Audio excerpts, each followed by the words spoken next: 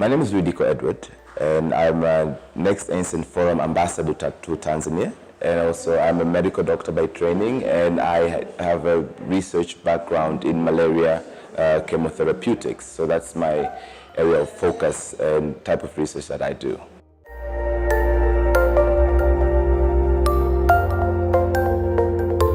I'm currently working on malaria research in area of drug resistance surveillance. So malaria is a very big problem in Africa mostly, and the first line treatment of malaria is starting to develop resistance in Southeast Asia. We're still safe in Africa, so my research is trying to develop strategies into surveillance and interventions to monitor the development of resistance if it is going to happen in Africa, to catch it earlier on.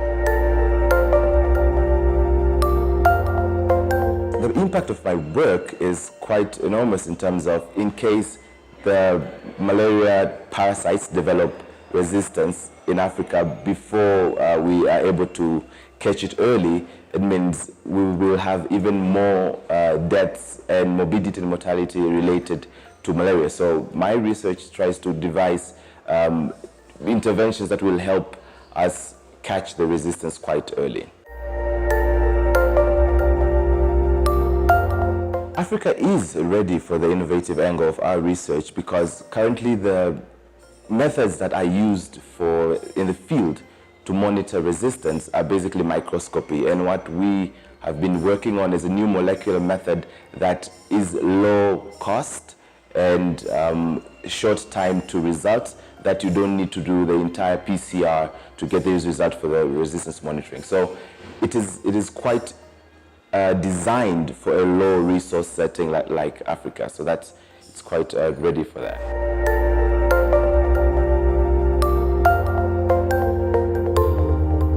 So I think one important gap that I think needs to be filled for African scientists to solve African challenges is collaboration between African scientists. So there's a lot of collaboration between African scientists and scientists outside of Africa, in the EU, US, and the likes, but there is no enough regional and within Africa collaboration of African scientists that do work that benefits for Africa. So this gap, I think, it's quite important, and Next Ancient Forum is working to bridge the gap of African scientists.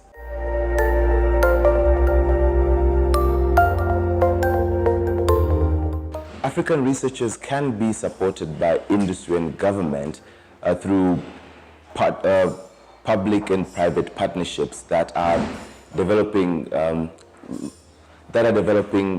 solutions that are driven by the industry.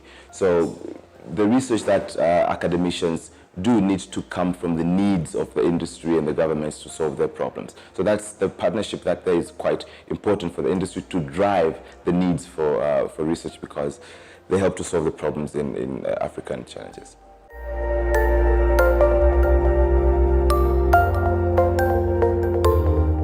In the next 5 to 10 years, I see myself improving the capacity in my university in terms of malaria research. So one of the things that I feel that it's not adequately done right now, because I'm doing a PhD in Sweden, and our research capacity in my university is not as big as it should be. So I'm seeing myself leading a consortium of African researchers in Tanzania, building capacities in malaria research that can have regional collaborations with other researchers.